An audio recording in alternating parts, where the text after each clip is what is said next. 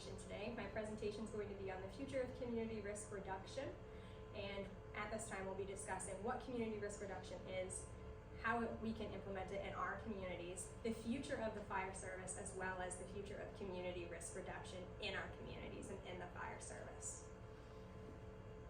My name is Sarah Desmond. I work for the Dighton Fire Department. The Dighton Fire Department is located in Dighton, Massachusetts, and it is a very small rural farm community. We are a split department, so we are call and volunteer. We have two stations. Station 1 on the north side of town is our full-time department. I am a full-time member, and we also have our south station, which is Station 2, which is a call department. Those members will come in per call, as well as do 6-hour shifts throughout the month. I'm a firefighter paramedic, so I do both. We run a 3-person group, 1 officer, 2 firefighter paramedics per shift. So if an ambulance call comes in, I go on the ambulance call. If a fire call comes in, I go on a fire call. If there happens to be 2 at once, then I go on the ambulance and the officer will go on the fire truck. And if we need more members, hopefully people come in from home. I've been in EMS, working as a paramedic for about 7 years. I started off as an EMT and did that for a majority of my career, and then I switched to paramedic about 5 years ago. I've only been a firefighter for about, say, 6-ish months. I have been working for the Dighton Fire Department for about a year and a half, which allowed me to expand my knowledge and become a firefighter, go to the fire academy, which I completed in June of 2023. So fairly recent, fairly new. However, I'm still involved. I'm still educating myself and helping educate others on community risk reduction. So why do we do what we do? Why are we here? Why do we show up every day? That's a question that not only that I ask myself, but I ask others when I teach a class, even EMS, or a fire class or any training. Why are we here? Why are we present today? What made you come out? What made you sit here? What made us convene in a conference to have this discussion on community risk reduction? Some people will say, I want to know more. I want more knowledge. I want to educate myself. I want to be able to help my own department. Some people say that they're in this job because they want to serve others. They want to help their community. They want to give back. There's so many reasons for why we do what we do, which I think is a very important thought throughout this presentation to keep in mind. The why. Why are we here? Why do we show up every day? Why do we keep training, keep going, keep pushing ourselves in a field that most people run away from? We're running into the fire while people are running out of the fire. So a big thought to have, and what I want you to think about throughout this presentation is why. Why are we here? Why are we doing this job? So a couple of things. Community risk reduction, the main phrase is community. We're here for the community. Like I said before, one of the reasons why we're here is we want to serve our community, we want to be there for our community, help our community. Community is the biggest part. So a couple of ways to implement community risk reduction is 4 ways. We're motivating. How do we motivate them to be proactive? How do we get the members of the community to step up and be proactive in preventing risks? The other one, working within. How can communities and public figures work together? How can we come together as one community rather than public figures, fire, selectmen, EMS, and the townspeople? How can we come together to form that community ideal? 3, preparation. How can we, as firefighters, as educators, as trainers, provide this information? How can we prepare? How can we gather information to educate the public? And the last one is making it happen. How can we make it happen? What things can we do in our preparation to make this happen? So the first one we're going to focus on more is motivating. How do we get people motivated in the community? How do I reach out to these people? Now the community, people may think of just the elderly or the adult population, but there's multiple populations in a community. We have children, we have adults, we have teenagers, we have the elderly, the disabled. There's all different populations that we can be motivating and reaching out to. So you want to create diversity for all these ages. A lot of departments do fire safety in schools for kids. Other departments might do fall and trip hazards for the elderly. do a scene survey, especially EMS. That way you can make sure that they're not tripping in their homes. We also might do Narcan classes. Unfortunately, those are becoming ever growing, ever more popular in communities. So we want to be able to reach all of the diverse communities and every age, every gap to fill. The other way is reach out. We got to reach out to the communities, reach out to the schools, reach out to the elderly communities. They're the ones who know best. Schools know best what their kids need. Elderly communities, the day programs, elderly housing, they know what they need. Reach out to them, find out. You know, our community members have really been looking for some cooking information. We keep having our smoke detectors go off when they're cooking. Maybe some cooking information, how to prevent smoke from happening when you're cooking, what to look out for, stuff like that. Be different. That's the big thing. Nobody wants to come to your run-of-the-mill fire safety day where you go into the schools and you tell them to stop, drop, and roll. Nobody wants that. Go in, be different. Show what your gear looks like. Change it up. Change your slides up. Do something that's going to catch somebody's attention, not just, here we go again, another year, another stop, drop, and roll. And be present. Show your faces in the community. You want the community to see you. You don't want to be that person that shows up on the worst day of their life. You want to be, oh, that's the fire department, not, oh, they're here because I'm having a bad day. We show up in the ambulance because someone's hurt, someone's not feeling well. You show up in a fire truck because their home's on fire or their house is full of CO. It's a bad day for them when we show up, but if we show up in the community at events, for example, we just had a Stuff a Cruiser event in our community. Police was there, fire was there, townspeople were coming to bring gifts to fill the cruisers. That's a positive public image where people can see us and people can get to know us, who we are. We're not just the firefighter who's here because I had a bad day and my kitchen's on fire. I'm the, oh, nice to meet you, Sarah. You work for the fire department. How long have you been here? Do you like it? This is where you get to have this sense of community and work alongside these people rather than just showing up, doing your job, leaving, and leaving them with the imprint of, yeah, that person, she was here on my worst day. Not, oh, Sarah, she works for the Dayton Fire Department. Yeah, she's new to the fire side, but you know, she seems really eager and I really like her. Two different ways.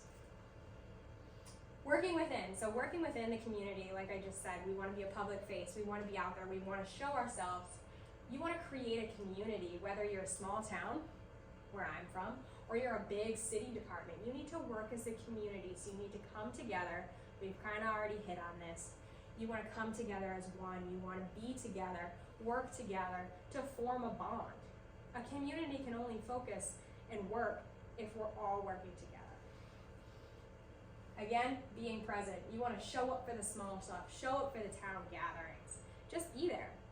Be there for the small things. Showing your face. We also just did a Santa run literally yesterday in our town where Santa goes on top of the fire engine and drives around to all the side streets and all the kids. We've been doing it for over 60 years, allegedly. They're trying to figure out when it all began. But the point is, we showed up for the small stuff. People remember, yeah, the fire department, you know, my kids, it's a tradition, we go out, we watch Santa every year. Oh, so they need some funding? Yeah, let's give them the funding, you know, like they do all this stuff for us. You're not just doing it for the funding, but you're doing it to show your face, to be a member of the community.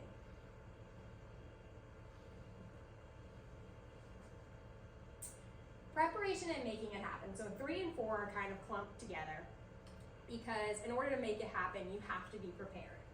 So one works with the other. So you need to educate. You need to educate yourself before you can educate the public. I get it. We all know what smoke and CO is. We all know what to do in the event of a fire. We know all this from our own training, but we need to educate ourselves in a way that we can present it to the community. If you start talking in tongues, if you will, if I'm saying, oh yeah, you need to do this, that, and the other thing, people are gonna look at you and they don't know what you're talking about. They didn't go to the fire academy. They haven't taken fire academy classes. They haven't been to paramedic school. They don't know. They don't know the big terms. So we need to educate ourselves in a way that we can talk not down to them, but talk at their level. People understand normal language, not technical language related to our field. So we need to educate ourselves in a way that we can talk as well as educate others. Another resource is planning. Gather information, talk to other departments. One of our SAFE officers who's in charge of community risk reduction in our towns has been creating lesson plans alongside the teachers in the elementary school and middle school. That way she can coincide our information and our education with the already ongoing lesson plans. So reach out, find your resources, and plan something potentially together, but have a plan. That way you're not walking in blind, you have a set designated plan. And lastly, execute it.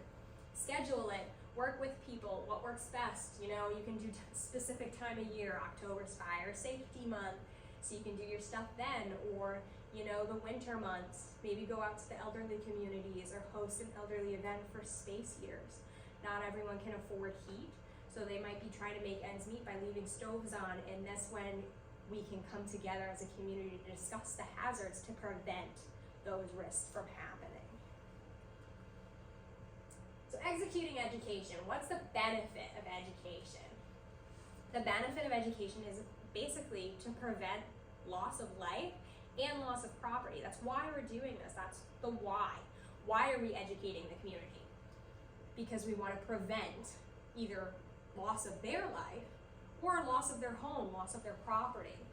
We want to put this all together. So once the risks are determined, we go out, we reach out to the elderly communities, the schools, we determine these risks, or we notice that, yeah, at Lincoln Village, which is our elderly community, has been having a lot of smoke alarms go off around dinner time.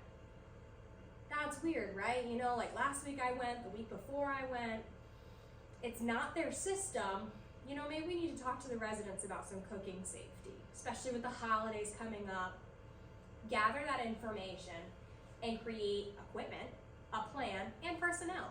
You don't want to be picking Joe Schmo who sits in the recliner all day to be like, hey, go give the elderly community a presentation. Maybe take someone who volunteers to do it or is something that they want to do, something they're passionate about. You want to get the right people, the right equipment, and the right information for that task. And putting the program together itself can be difficult. Times are tough, towns are struggling. Our town in particular, funding is tight. We get the good old-fashioned line, we have no money. So funding can be difficult. We want to work with what we have. Maybe reach out to other towns. I'm a small town, so we might reach out to a neighboring small town and work together to get the funding that we need. You might not be able to do it alone. So you want to get your funding, get other agencies and communities involved. We're centrally located to a bunch of other small towns that we can reach out to, as well as a big city. We've worked alongside them for a lot of our own trainings, like RTF training, stuff like that. We've reached out with them and branched out. And evaluate. Look back. After you did a presentation, did that go as well as I wanted it to go? You know, maybe it could have been better. You know, they kind of seemed bored or they didn't get the idea right away. So take a step back, evaluate. Did this work? And if it worked, great. What else can we do to be better? Because you can always be better. As I mentioned in the beginning, we were going to hit on what community risk reduction is, how we can implement it in our towns, and the future of firefighting. The future of firefighting means so many things to so many different people. If you get the old timer who's been on the job forever, who's close to retirement, if I said, what is the future of firefighting to you? He would say, oh, back in my day, we didn't have all this stuff. We didn't have these fancy hoods and this and that. And that was the future for him. Coming into a career as a young firefighter, the future to me can be so many things. It's technology, it's different resources. So what is the future and why do we care? Why do we care what the future is? We're in the present, it doesn't matter. Why should we care about that? Things are changing. That's why we need to care. We need to care because of staffing. Staffing is becoming less and less and less and less. COVID did something, it changed us, and now we have less staff. We have less resources. Funding, already hit on it, we have less money. EMS. A lot of people don't like this one, but coming from being an EMS myself, I like this one. EMS and fire are combining. EMS can no longer stand alone, so it is joining the fire service and is being required in the fire service for a lot of departments.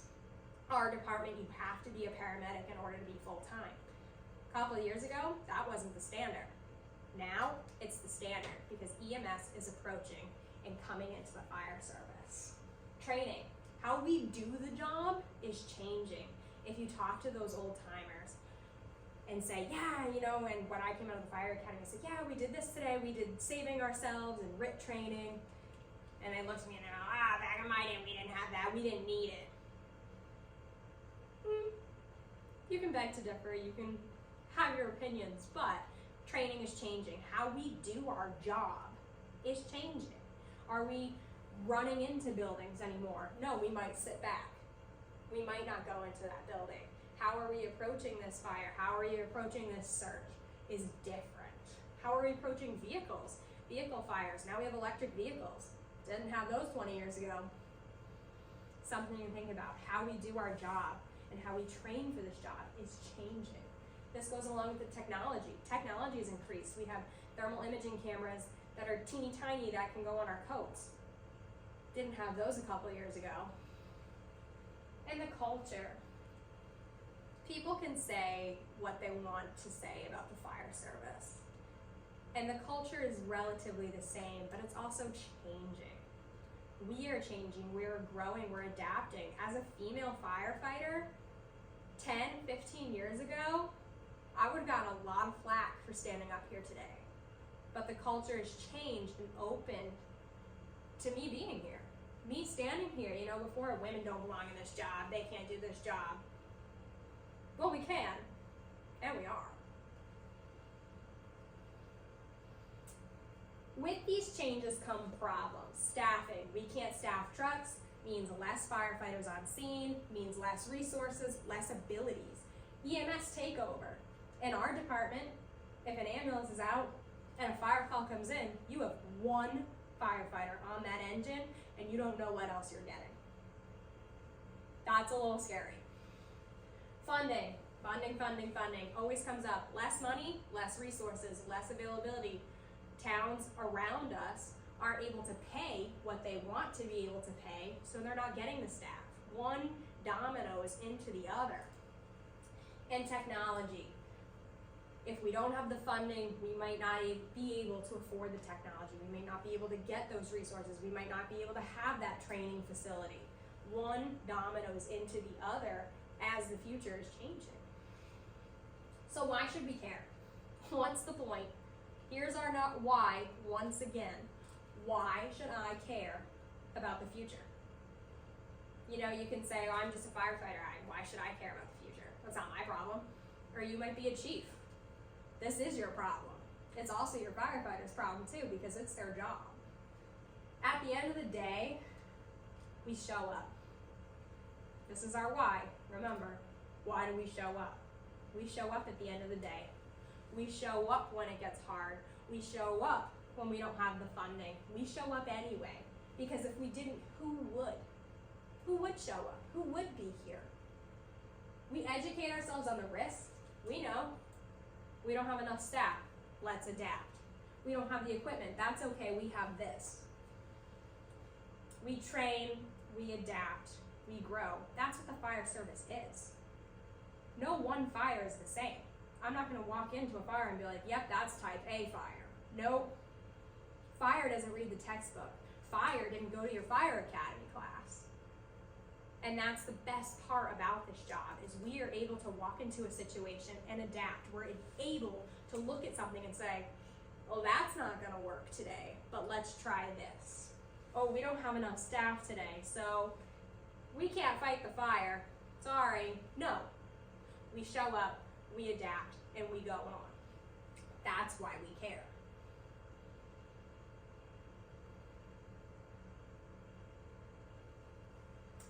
So how does this apply to you? How does this apply to your department? You're sitting here and you're going, why is this chick talking about this? What does it matter? How does this affect me? That's a big number. 1,375,000 fires in 2012. That's a big number. That's according to the NFPA. Some more numbers. Who doesn't love numbers? A fire department responded to a fire every 23 seconds. One home structure fire was reported every 85 seconds, which were 75% of all structure fires. Think about how long we're sitting here in this conference, in this building, how long you've been sitting and not moving. Think of how many fires have happened, according to these statistics. One civilian fire injury was reported every 32 minutes, and one civilian fire death occurs every 3 hours and 4 minutes. So by the end of today, think of how many deaths happened according to these statistics. This is why we care, these numbers. Because that one civilian is a community member, someone that you ran into at Stuffa Cruiser, someone whose kid was waving to you on the Santa ride, someone who you ran into when you were teaching them about cooking fires. That's them. That's that one civilian every 3 hours.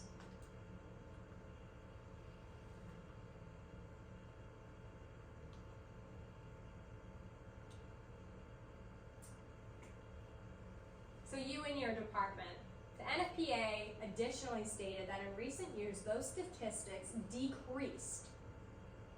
Okay, so we have less staffing, we have less funding, we have less resources. Everything is less. Everything has gone down. We don't have the people, we don't have the resources, we don't have the money. We have all this additional stuff, now we have EMS. So how the hell did these numbers go down? That 1,375,000 went down since 2012. Why? Because of us and our community risk reduction. We targeted the risk. We looked back and said, X, Y, and Z is causing these fires, is causing these injuries, is causing these deaths. How can we fix it? How can we stop that from happening? We implement community risk reduction. We say, you need carbon monoxide detectors in your homes. People don't know why. People don't know what carbon monoxide is. They have no idea. We need them in your homes. We educate the community. We educate ourselves. We know how to put out fires better. We know how to get out quicker. We know how to get other people out quicker. That's why those numbers went down, because of you and your department. You looked at the risks, you noticed what they were, and you executed a plan to your community to provide this information.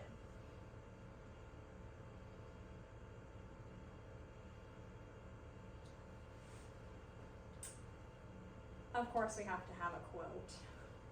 Andrew Bernstein said, "A hero is the man who lets no obstacle prevent him from pursuing the values he has chosen." Each one of us in this room, here today, and each one of us has a department back home with members.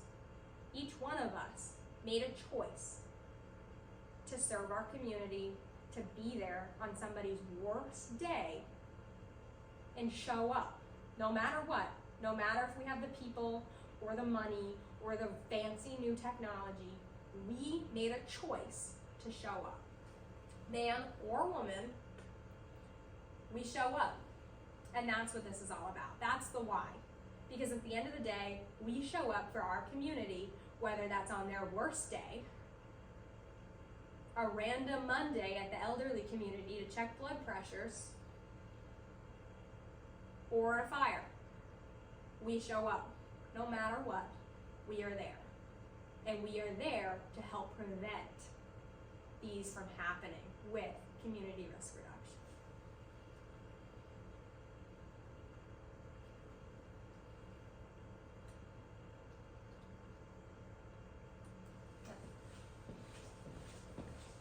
To God, that fucking recorded.